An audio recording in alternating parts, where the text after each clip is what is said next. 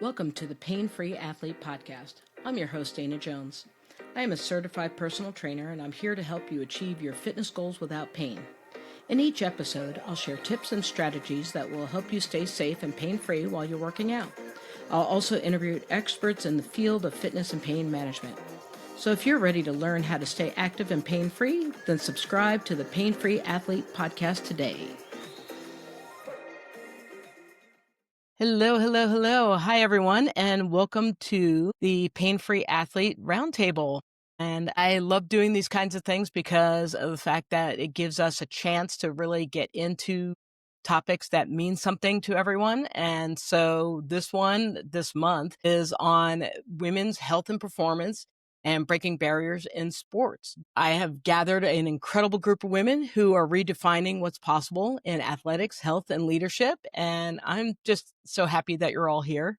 Thanks. So welcome, everyone. Thanks for having us, Dana. Yeah. So I'm going to start off with a quick introduction. Share your name, your role, and finish this sentence. Breaking barriers means. So I'm going to pick the first one, and then you're going to have to fight for who goes next. All right. So we're going to start off with Dr. Abbey. Hi, guys. I'm Dr. Abbey DeBruin. I'm an orthopedic surgeon. I did a fellowship in sports medicine. So that's kind of my current role of helping injured athletes get back to the things that they want to be able to do. And I would say to me, breaking barriers means getting more women, into fields that have historically been male dominated. And so that's something that we're working on hard in orthopedic surgery. Fantastic. I'll go next. I'm Alex Larson. I'm a registered dietitian.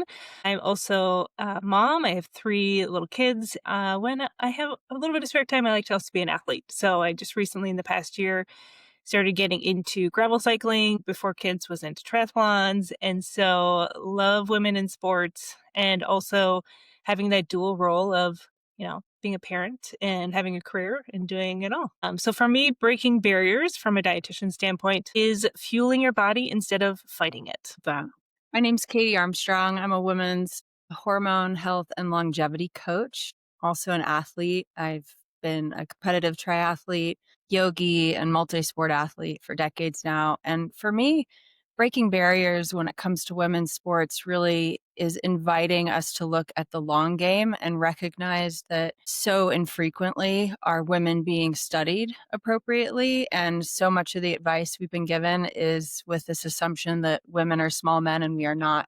So if we're going to break barriers, I'd really encourage it to include us in science and acknowledge that we are cyclical beings and that if we want to be athletes for the long haul, we need to be thinking about our bodies in a different way than we have been. That's great. So just to loosen it up a little bit, what's one word that describes being a woman in sports today? And we'll start off with you, Katie. Oh, opportunity, excitement. I'm thrilled with what I'm seeing in women's sports right now. Anybody else? And powerful. I just love how strong women are showcasing themselves both personally and professionally. Yeah, I think mine would be tenacity. So I think you kind of see women that are breaking barriers in sport and you just see all of them share in common this kind of attitude of this kind of ferocious, attitude towards success and towards what they're doing.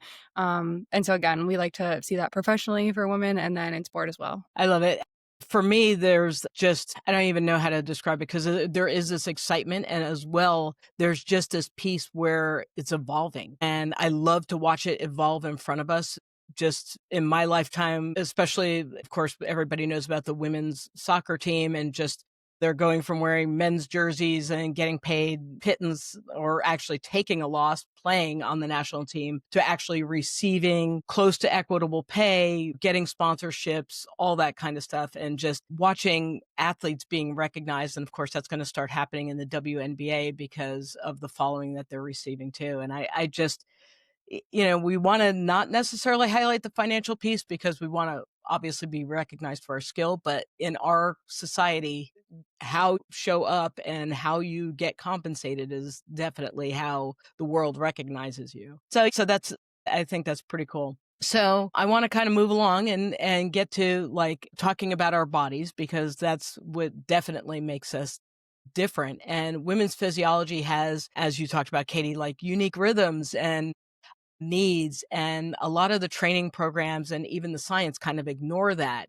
And I would love to hear your Any of your thoughts on how do hormone cycles and pregnancy and menopause impact our recovery? And what is one thing that you hope that coaches understood about women's bodies? Is that directed towards me, Dana? You're talking first, you win. Okay. Well, as a female athlete, I look back and realize that I had predominantly male coaches and our menstrual cycles were not discussed and our programming was certainly not in any way in response to where we were in our cycle. And I remember having one of my first meets where I was actually bleeding be one of my worst meets. And I remember getting a lot of pushback from my family, from my coaches, like, what's wrong? And one, not feeling comfortable to even mention that I was bleeding. Second, not having any idea that that might be having an impact.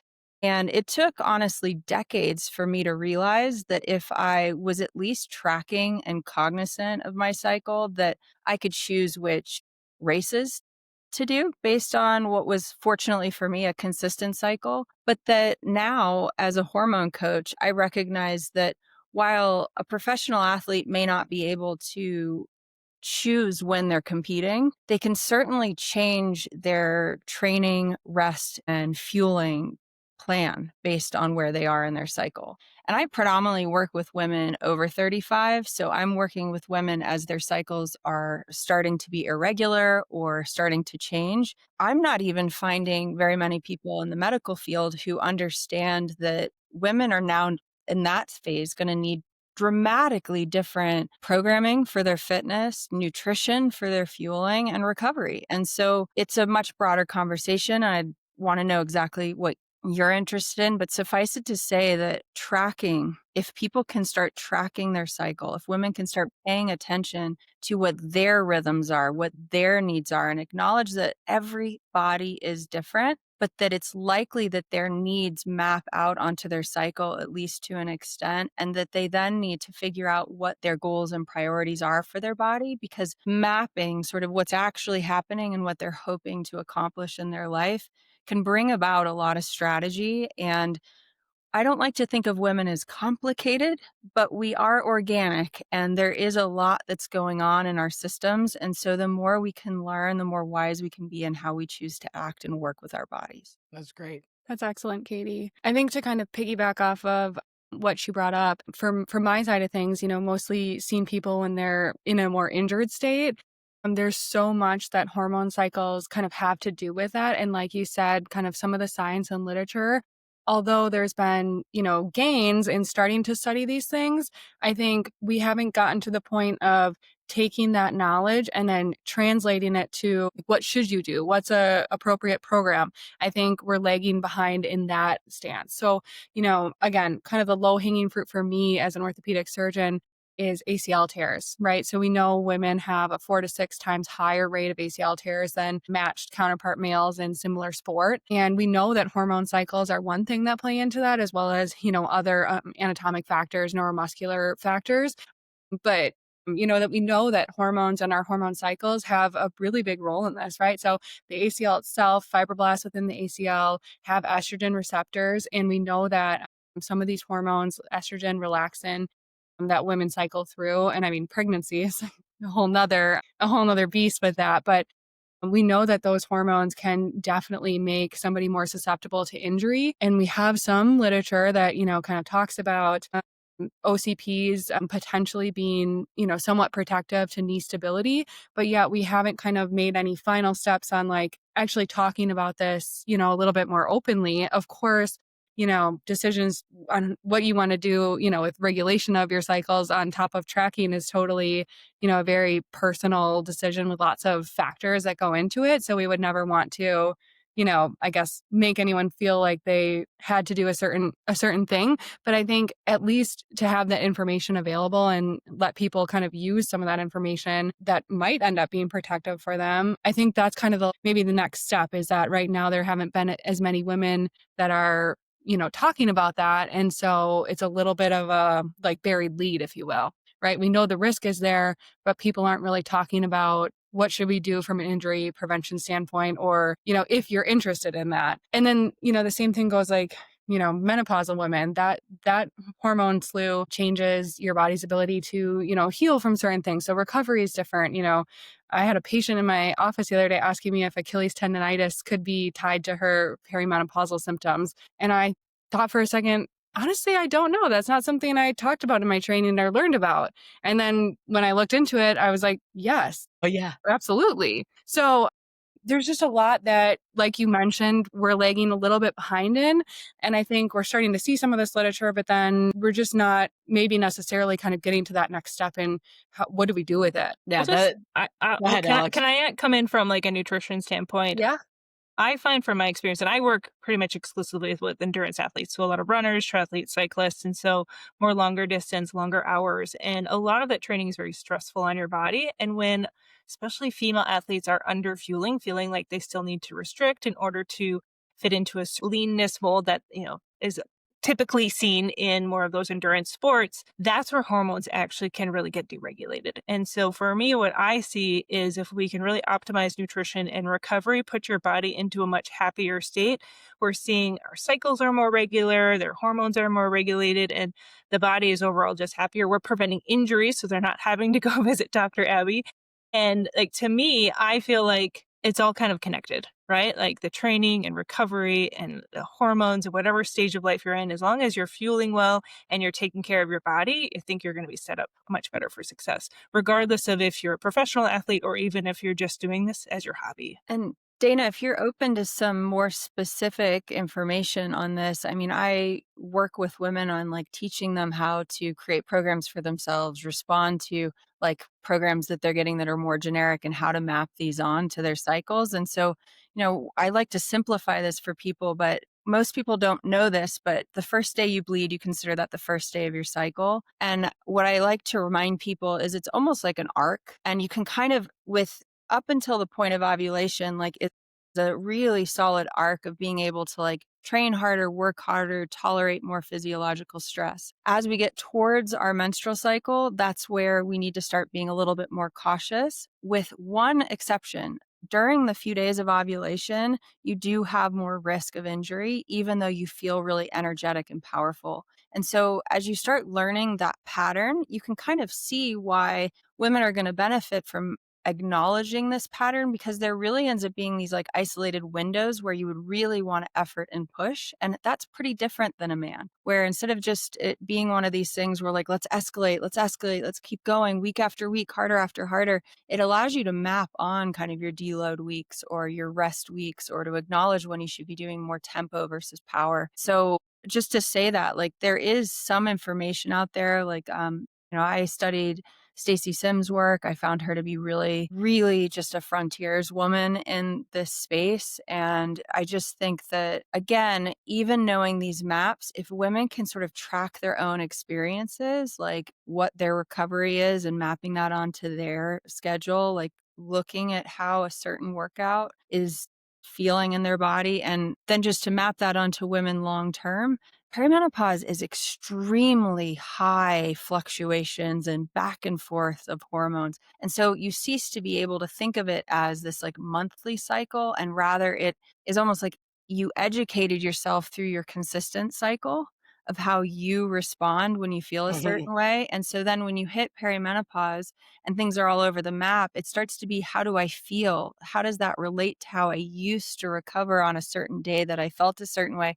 And I found that that can then be like the way that women come back into a place of understanding about what their needs are. Yeah. So if that's useful, I just thought I'd throw that out there as more specifics for people. Well, and I think of myself in two different locations. It's like, as a college athlete, I don't know if I really had any choice of how my scheduling was going to be and what my workouts were going to look like, because the coach made the determination, and we had games and we had schedules and there was travel. So it was kind of like, you just have to kind of fight through it. And if you felt like crap, it didn't matter, because you had to show up, because that was part of your job, right, as this college athlete. And so, and I think there's a challenge in that. I mean, the cool thing is that eventually when a group of females start hanging out together, eventually they all get on the same kind of cycle. So it would make it easier for a coach to go ahead and figure that out. And then perimenopausal Dana was a nightmare, because I was so depleted and nutritionally messed up because there was things that I was craving and then there's things that I didn't want, and my protein was not where it needed to be, and I was having a hard time hydrating. And then of course my cycle was all over the place, and I was training for a triathlon, and there would be weeks where I couldn't go into the pool because I didn't want to be, 13-year-old Dana like having an accident in the pool kind of stuff, or that I was really literally having such a heavy cycle that I had zero energy and could barely make it across, so there's a lot of things. And I feel like we're almost like a puzzle a lot of times, right? Because of course we have things that we're in common because we're females, but then there's also that piece of everybody's different and everybody's body types are different. And like Alex said, there's some weird stuff that gets kind of thrown out. So if you're a person in a specific sport, you need to have a certain looking body type, or so you think. Then nutritionally, you're messing with yourself because you're like, well, everybody else on the team looks like this and I need to look like that. And, I think there's a lot of things, but I think what I'm looking at is like now that this information is out here, like Dr. Abby, you were talking about the fact that you were not considering the Achilles tendonitis, which is kind of funny because I've noticed that my left Achilles has been kind of barking at me.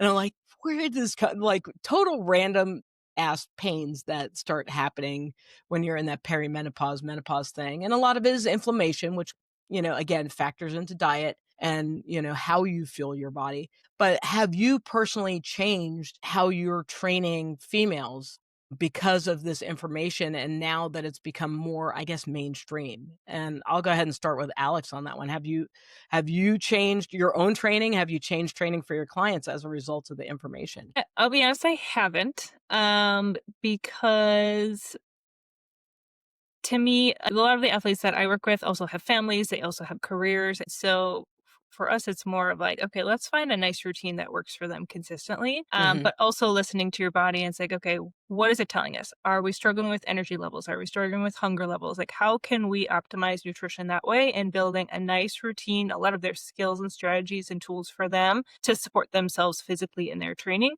Because I find that training is very periodized. Like there's, especially for endurance athletes, there's your in season, there's your preseason, there's off season. Like how can we shift nutrition to align with that? And in terms of like fueling for around your cycle, while there is like some newer research that's come out on that, I find that honestly still building that nice foundation with just getting enough protein, timing out your carbs well around your workouts, and eating lots of fruits and vegetables and getting lots of micronutrients through those. Like those basics, I feel like can get you 98% of the way instead of trying to refine like, oh, do I eat more carbs in my luteal phase or my follicular phase?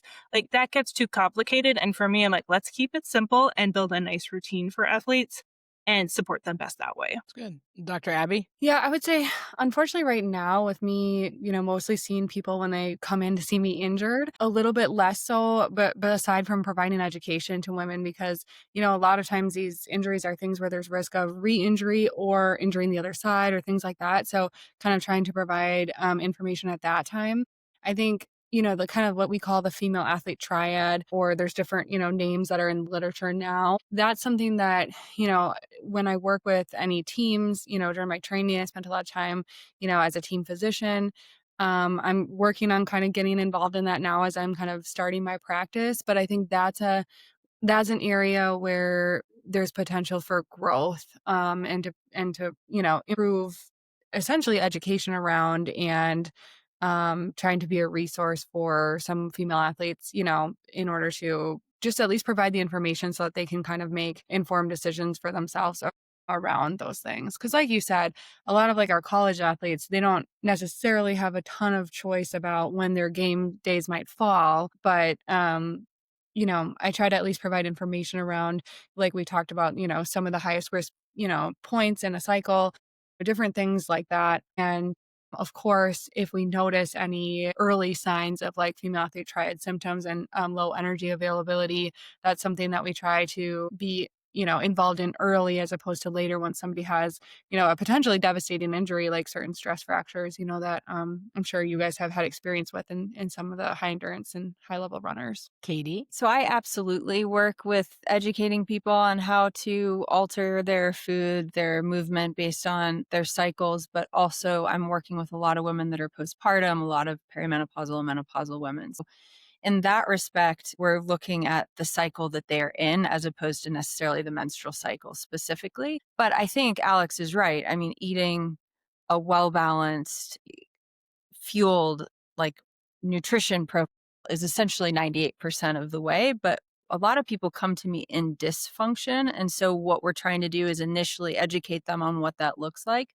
But when I do have athletes who have been high caliber athletes and who are now in a space of dysfunction, or I'm I'm in a position where I'm trying to support somebody where everything has gone so off the rails that every little bit helps. We're trying to find those low-hanging fruit recommendations. And so if somebody is menstruating, reminding them that during high hormone phases, they need more calories. That's a really good piece of advice. To say, "Oh, I'm bloated right now," that doesn't mean I should diet. That means I need to fuel my body. It's counterintuitive if somebody is thinking about aesthetics or worried about putting on a few extra pounds. What they don't realize is they're actually creating more risk and more dysfunction by not fueling that high hormone phase. But in menopause and the lead up to it, I see perimenopause as the warning of what's coming. You really do have to acknowledge that the body functions in a totally different way. And what I'm seeing are women who have been able to do high endurance athletics,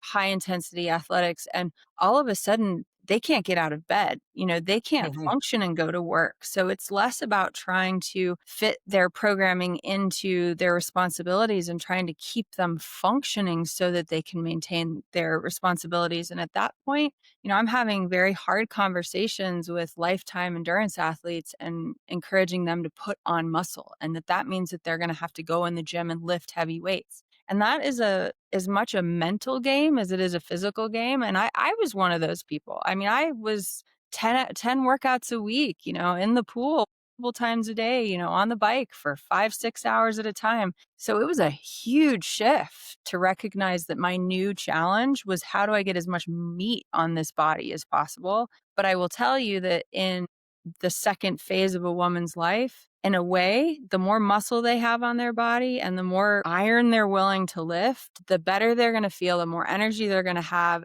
to maintain the things that they love. So I like to say, build the muscle, use the muscle. So, if you're too lean and you find yourself in a place of dysfunction, hit the gym as hard as you can, put on as much muscle as you can, fuel that muscle with sufficient protein.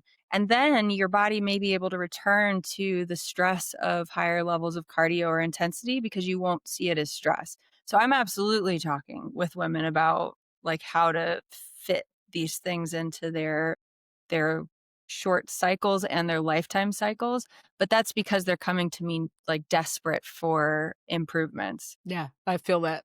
I feel I the think that's desperation too. I think that's such a good point, Katie, that you brought up though about weight-bearing activity and weightlifting, because we know that women already are starting to lose bone mass from age 30 on. Probably all of us are already sadly in the phase Damn, where that's younger than I thought.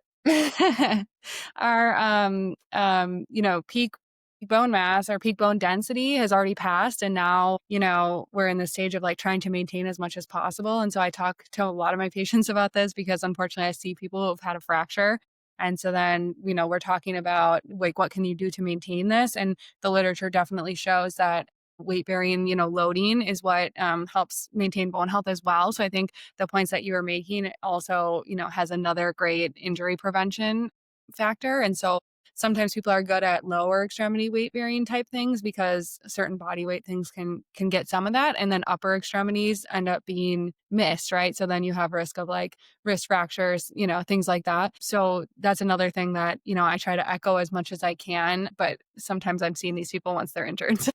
Yeah, and Dana, I know you wanted to bring in pregnancy at least to an extent. Like I have a 5-year-old and I had her at 40. So was I'm very healthy going into my pregnancy, no issues. But coming out of it after breastfeeding for a few years, I didn't realize how much muscle mass was literally cannibalized from breastfeeding and having a baby. And that was despite working out and lifting through the whole process. And so I remind women that are, aiming for fertility or going into having one or additional kids to, again, put on some mass, because if it's healthy muscle, it's going to protect your bones, it's going to protect your metabolism, it's going to protect your longevity, your risk of falling, your ability to heal from falls or any sort of injuries or illness. So I really see muscle as medicine and really strongly encourage people to be strong. Katie, after my first, I had a very muscular butt, and then I breastfed for a year, and it gone. Disappeared. I was like, my baby literally ate my ass. So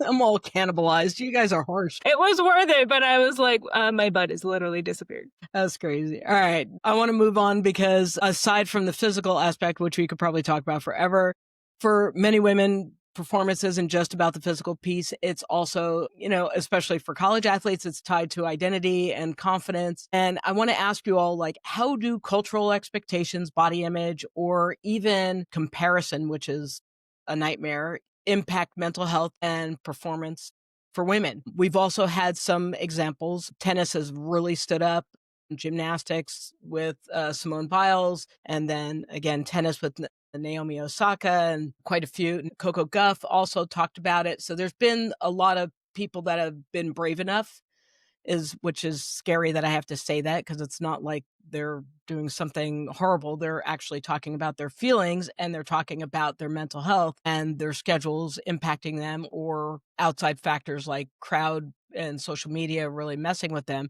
But how do you all think that these really impact us, and what can we do to kind of hopefully take care of ourselves as athletes? Because, the social media death scrolling is never a good thing. I think it impacts everything. These cultural expectations. I think we could talk about it all day long. I think of the Women's Tour de France this summer, and the winner of the Women's Tour de France, who had just won in April, a very big race.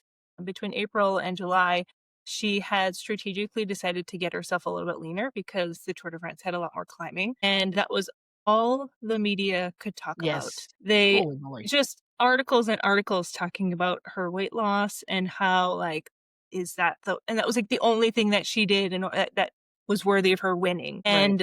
And they pitted her against the second place winner. It was just maddening, where I'm like, this woman has committed her entire life to this career. She has multiple mountain bike world championship titles.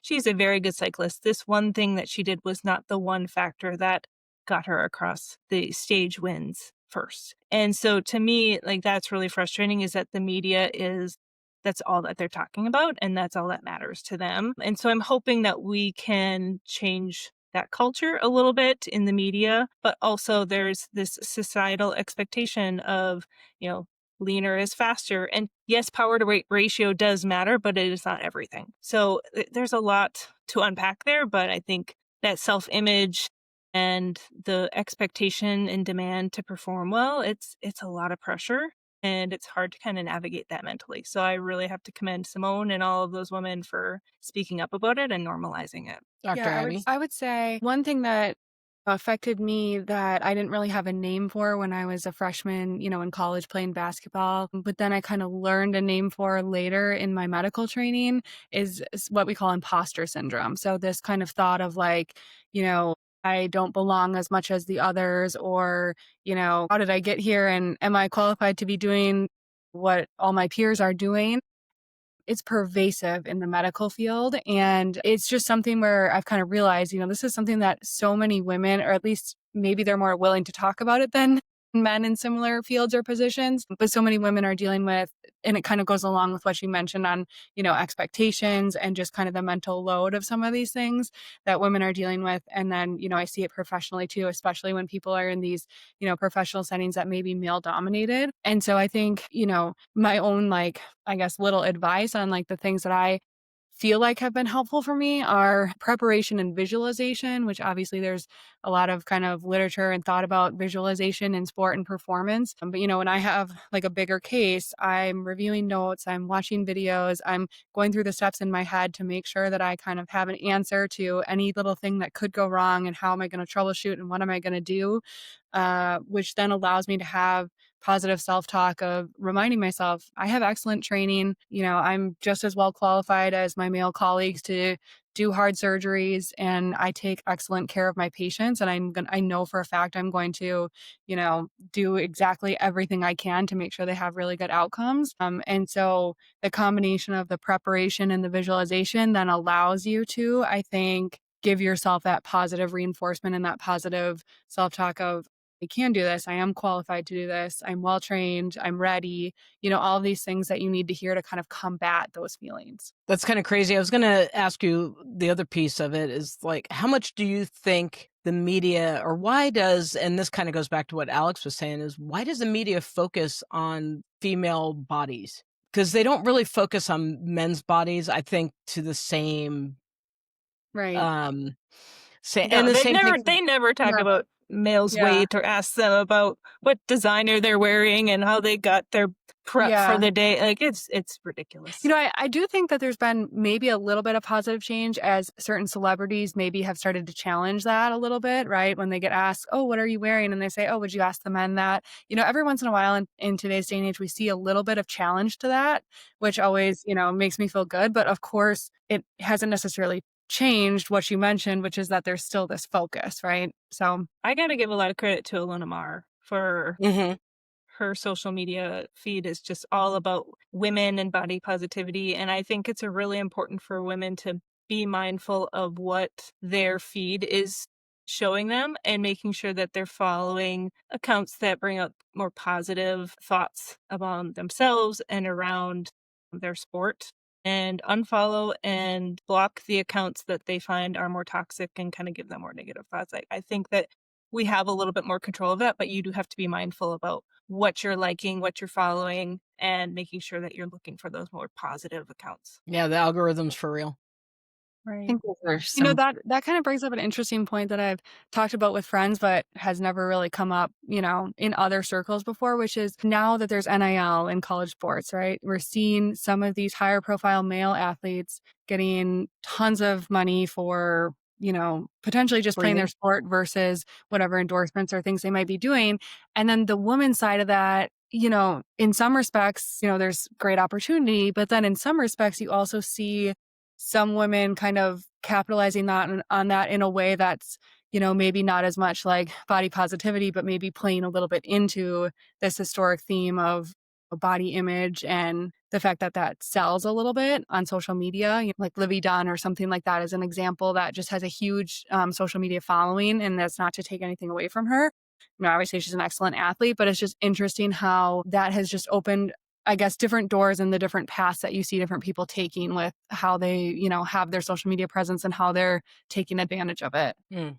Well, that's true. Katie? When you first presented this question, I was reminded of how many collegiate athletes, male and female, suffer with depression and even like fall prey to suicide as a result of their careers ending because so much of an identity can be wrapped into sport. And it's tricky. I was an athlete and looking back, like very much saw myself as an athlete, defined myself that way. But I attribute some of it to major injuries that had me confront early on that this may not be my path forever, or that there were going to be, this would be taken away from me gradually over the decades of my life. And I think the invitation is to really connect with your why. Why do you do sport? Is it in the short term a performative component, a job? Because that defines in a certain way, like what your choices around utilizing social media as a marketing tool or an income tool may dictate what choices you make.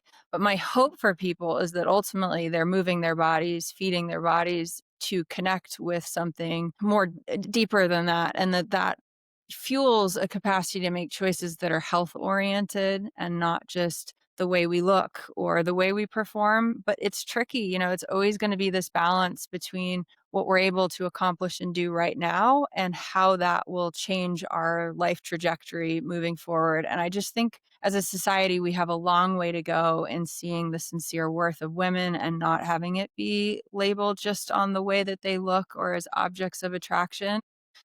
And once again, I just think that if we can really connect with individuals as like multifaceted human beings with a lot to offer, and like, a lot of these women on here have suggested, like, choose what is meaningful to you. Like I love the strong over skinny component, right? Because it shifts it at least to something that's more health affirming than something that's like more superficial. I see certain sports doing a better job at promoting long-term health over just performance. But again, like if you're an athlete that's competing for a sport, you know, this is going to require some boundaries, some conversation. Dana, you brought up the USA soccer team and how like, there's a game on a certain day. And yet that's a great example because of so many knee injuries showing up. They started actually looking at, what do these women need to stay in their career longer? What do they need to thrive in a broader way? And I think it just starts inviting us to have a longer view. So not just the next game and not just the next season, but an athlete's entire career and hopefully even beyond that, and creating like health as a priority and not just performance. Easier said. Well, and one of the things I think about as you're talking about is now we have the opportunity for the babies to see. On one aspect, right, social media, bad, right? On the other aspect, it's all, oh, now one, girls can see themselves in these athletes, which they didn't have the opportunity before, right? You had to read. I remember the first book I did or first report I did was probably like third grade or fourth grade. And I did it on Wilma Rudolph. And I was like, she's black. And I was just so excited to see because if you didn't see them on TV, and of course you didn't see track and field on TV unless it was the Olympics. So for me, that was like, wow, and she ran fast and she had polio and her, so it was like somebody overcoming this thing. And so I found this role model. With social media, now you're getting to see different role models. And of course, it's always good with the bad, right? So you have the Ilona Myers and her sisters and everybody who's just talking about their bodies and being proud of how they are. And there's going to be little girls out there that are like, damn, I want to be like her. I want to play rugby, or I'm okay with my body being, maybe not having big breasts, or being okay with my small breast, or whatever it may be. And I think that the more Alana Myers that we have, I think that helps support these young athletes coming up and maybe at least questioning especially when you're looking at gymnastics or some of the more performative sports like ice skating or ballet, or where it's definitely about your body, and there's a lot of mental stuff, and there's a lot of games, especially when you have psycho parents that are kind of wanting more from you. But they get to see these athletes and really get a good kind of, maybe a dose of reality is probably best. My favorite right now is Caitlin Clark, because she hasn't changed. I mean, she's got a lot of money, but in terms of like her look or whatever, she's still Caitlin Clark. Like, she's not slapping on, too much. I mean, she dresses up when you're supposed to dress up, right? I'm going to an award show, whatever, but she's not faking anything or acting differently than she was as an athlete. And I think that says a lot about how young athletes can be. It's like, here's somebody who hasn't really changed, and they have a tremendous amount of money compared to a lot of the same athletes. Dana, it's wonderful what you were saying about how kids are getting influenced by the just exposure to opportunity and variability. Because I remember seeing a retrospective on women's health when I was probably 16, and I'm still impacted by that documentary because it reminded me how young women's sports are. And in that documentary in particular, it was shining a light on tennis and how early on certain tennis players were kind of pushed off the court because they didn't meet some like level of beauty. And it wasn't until this like supermodel tennis player was able to show up and like be effective on the court that they allowed women into sports, and how it took just so many trial and error moments for women to be like allowed, because they were being judged on so many criteria that had nothing to do with their sport. But I just like to remind people that this is so new, that if it feels wonky and like it still needs to be polished, it's because we're still working out the kinks, and women have been subjugated for a long, long, long time. And so we're here, but we're still trying to figure out what we want it to be. And I think we each do that individually. That's true. So we've talked about the mind, we've talked about the body. I want to talk about now the actual movement toward bringing women's sports to the forefront. And I guess my question to you is what barriers are still standing for women's sports and where have you seen the biggest breakthroughs? And I'll start with Dr. Abby. Yeah. So I think, there's still barriers, of course, that face, women's sports. We talked about, USA women's soccer and now the WNBA kind of starting to have, a little bit more of maybe their own similar, opportunity to have a moment like that. But of course, there's essentially mostly that kind of collegiate level. And then the women's professional levels are in a lot of, sports that men have had access to are still kind of gaining their traction right now. But I think, with I, played basketball, have an interest in basketball. So kind of seen what's happened with women's basketball and the national interest, in college hoops and even the WNBA now that, that has kind of had some ties to Caitlin Clark and, some of this more recent interest, that has been huge. I mean, when I was growing up, I never saw a women's college basketball game on TV, never.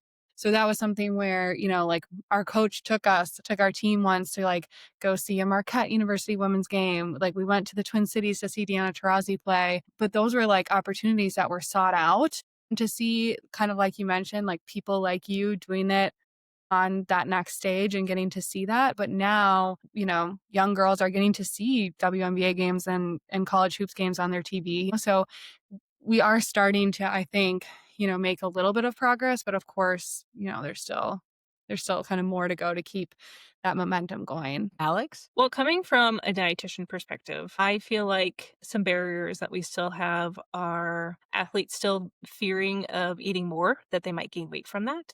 And for me, it's all about showcasing, like, hey, this is how much you actually do need to be eating to support your needs. Being able to listen better to your body and what it's telling you. Like, if you're starting to notice you're losing your period, maybe you're getting too thin or the stress of your training, like, that's a huge red flag.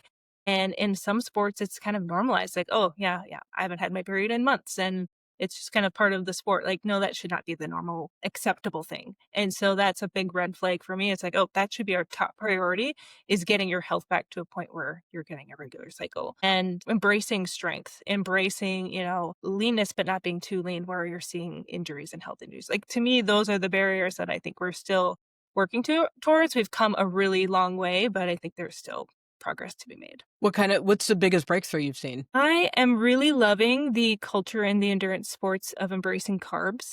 Like, runners and cyclists are obsessed with like Nerds gummy clusters, and I'm just all here for it. And that diet culture is definitely starting to have a pretty big hate club going on there. And so I'm just loving the carbs embracing and using that as fuel. And I'm here for it. And I'm super excited to see even where the research comes in the next 10 years with nutrition and sports. Yeah, I've noticed the gels have changed Mm-hmm. with cycling. Before it was very much like, hey, here's your sugar shot of Yeah, and there was like whatever. maybe 18 to 20 grams of carb, and now we've got 30, 40, 50 grams of carb in gel.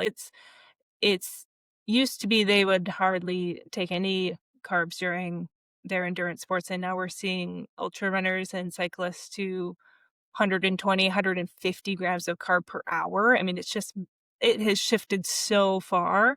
Not to say that all athletes need to be consuming that much, but for athletes that are at that really high level, um, they're able to perform that well because they're able to take in that much fuel. That's fantastic. Do you have a personal story where you broke through a barrier that you just really didn't think you were going to, or that it's something for yourself that you were just like, yay, me? For me, Yeah, for you. well, I did my Ironman Wisconsin race in 2014, and I did fine in that race. But as I look back was completely underfueled. And so now that I'm kind of back into endurance sports, I'm going in with this mindset of like, okay, I'm going to put in the work, and I've seen a lot of progress the past year.